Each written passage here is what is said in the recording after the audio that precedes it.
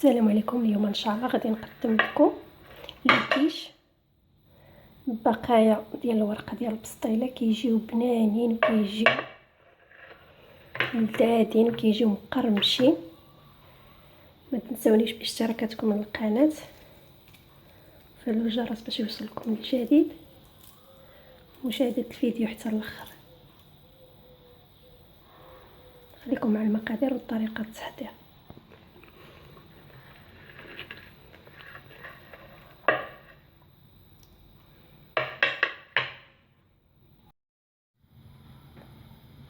هنا هي في المقله قطعت البصله رقيقه وضفت لها واحد الثومه محكوكه، وغادي نضيف زيت الزيتون.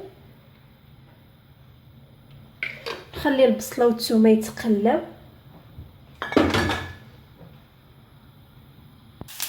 هنا البصله تشحرت، غادي نضيف واحد حبه ديال الفلفله حلوه مقطعه وواحد جزره كبيره محكوكه. غادي نضيفهم على البصله ونخليهم يتشحروا. من بعد غنضيف واحد شويه ديال الكفته.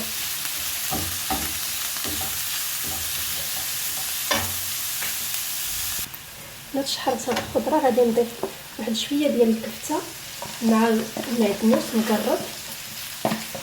ممكن نضيفوا الدجاج، لبن، الثوم. غادي نضيف واحد شويه، واحد المعلقه تقريبا ديال مطيشه معلبه، مطيشه ديال الحب.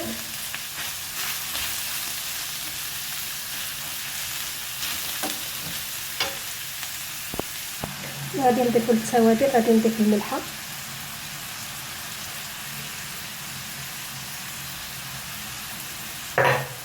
غادي نضيف شويه ديال السكينجبير، شويه ديال الخرقوم،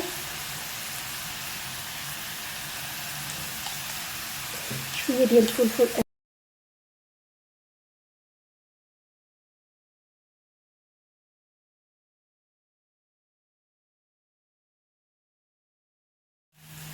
ملي تشحرت الخضره نتاعي مع التوابل غادي نضيف الزعتر في الاخير وغادي نطفي على البوطه.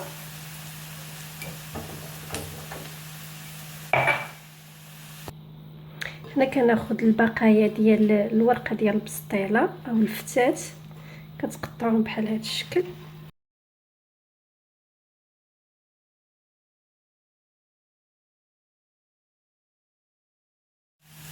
ملي تشحرت الخضره نتاعي مع التوابل غادي نضيف الزعتر في الاخير وغادي نطفي على البوطه.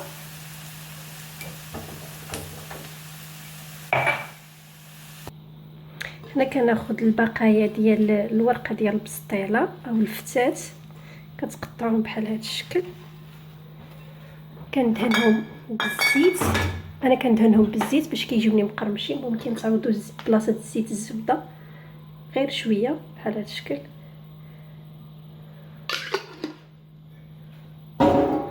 كندهنهم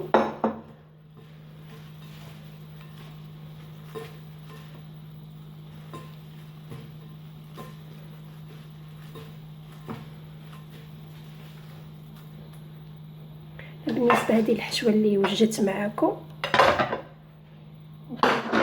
انا كناخذ هاد الليمون ديال الكيش. بسم الله. كندير واحد الكميه ديال الورقه بحال هكا.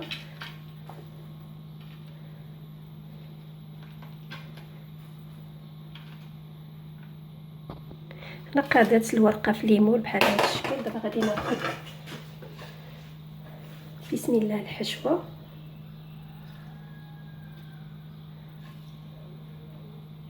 بحال هكا.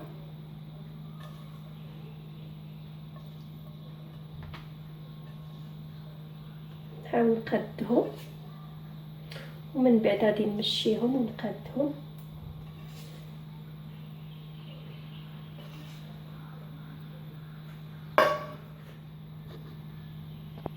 عمرتهم. دابا اللي بقاو غادي نغطي عليهم بالفتاوت بحال هذا الشكل، ومن بعد ندير لهم الفرماج.